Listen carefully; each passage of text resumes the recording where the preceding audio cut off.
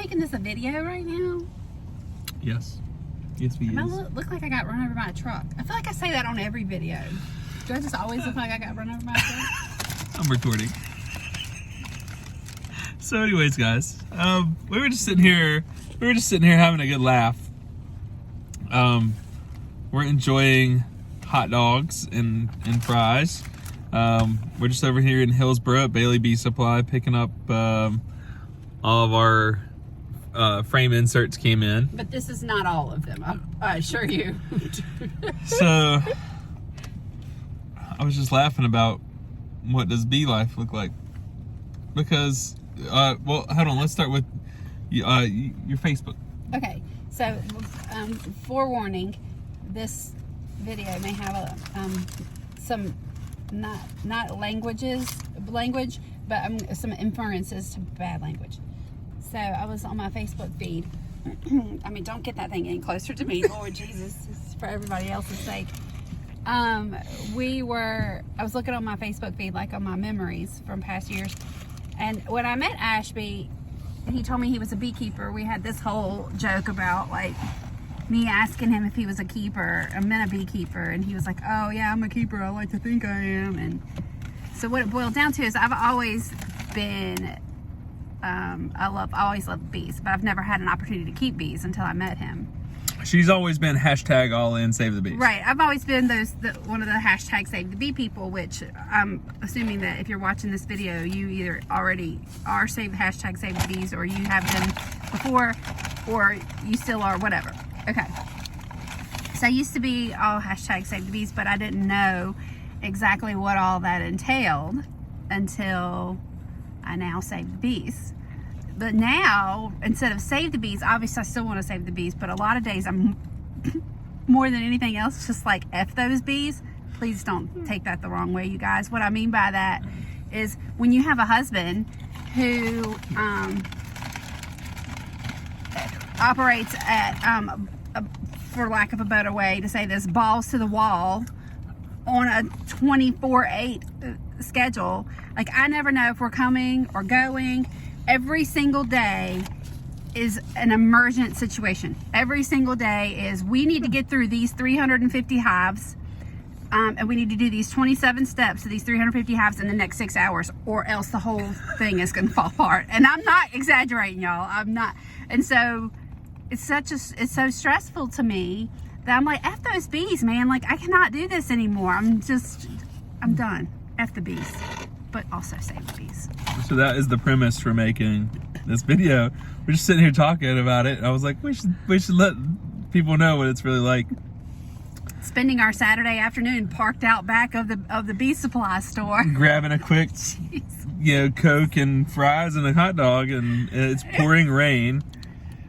And that's our I was talking to somebody the other day, and so many beekeepers are like, for instance, when you set, all right, I give you two, you go to set one box down on top of another box, and you don't want to squish the bees. I was at Bailey's yesterday, and she says, the customer calls in and says, should I get a queen excluder with the wood rim or not? And she said, well, if you want to squish the bees, the squish factor is, the advantage is the wood rim around the edge so you don't squish them. And I immediately thought, like, no, whenever it's time for the queen excluder, we're going to give 2-3 puffs of smoke. The bees that go down, go down. The ones that didn't go down, squish.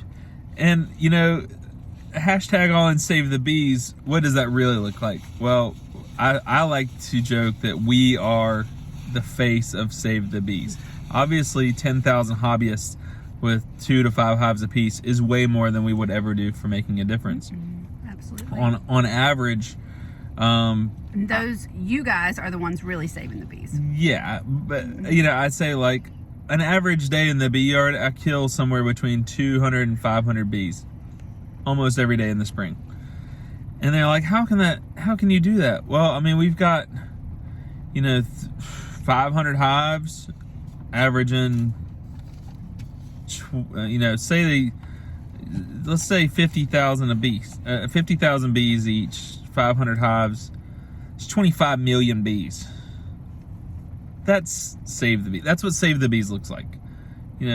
Providing homes, infrastructure. Not everybody has a will to do that. Are you providing homes and structure? Yeah, homes and structure. Not just for children. Not just for We're children. providing homes, Right. structured home for the bees as well. Yeah, I mean that's what Save the Bees looks like. It's I don't mind squishing 200 to 500 a day because we're in a hurry. That queen lays up one frame. That's 3,000 bees. I'll be back in 3 weeks. The difference is negligible. So yeah, I mean we are always crazy, going.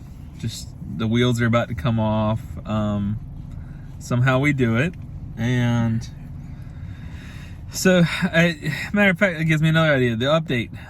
Haven't been making as many videos lately, so we are in a 3-week growth period right now. We're in week 2. We're at the end of week 2 of a 3-week period where we took all of our splits, we busted the hives down, they grew, we gave them a second box, and then they're growing to grow into that second box over the course of these 3 weeks. Our nectar flow has it's not in full. There's hints of it. There's a little clover. Somebody posted a picture of a tulip poplar flower. It's right around the corner. I mean, I'll say that much. So we're preparing, and part of that, so like for me this week, I got to build 2,800 frames this week, and that'll give every colony another box. So we're picking up our frame inserts, which finally came in, but it was raining, so I couldn't bring the truck, or else the boxes are going to get all mush in the rain. So it took us 2 trips with the car in the truck and come over here, and we got all of our frame inserts home.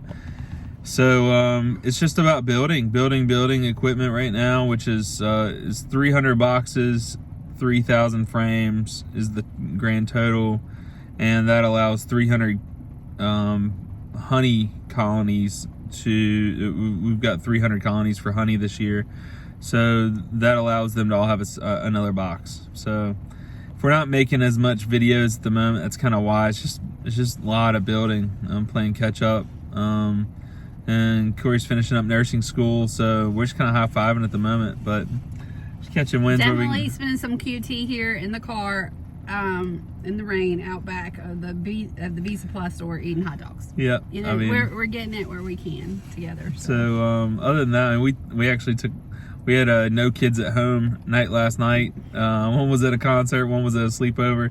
We just took last night off and just had a quality time night, just getting squeezing in quality time where we can. So, but that's the life of a commercial beekeeper. That's what we're up to. And then really starting next week, we'll next week and the weekend after, we'll have all of our nukes gone, and we're basically prepping for honey. We're gonna run single brood chamber management this year. So I got to go through, pull a feeder out, put 10 frames in the bottom for the queen, and then leave any brood excess above the queen excluder in the second box. And that way, once all that brood hatches, they'll backfill it with nectar, and we'll go ahead and give them a third box to expand into, because I think this flow is going to hit fast and hard this year. And I mean, by May 1st, I mean, we could very well have a box of honey on every colony. So we're just hoping for a big year, and lots of moving parts at the moment, but we're kind of doing it. So hashtag save the bees. Well, that's about it, guys. Thanks for watching. If you do like our content, follow along, hit the subscribe and like button. I know everybody asks for it, but that's how we're growing. What are you gonna say? Can I do my thing? Yes. Don't get it too close. You ready? Yeah. Bye. Bye, guys. See y'all in the next episode.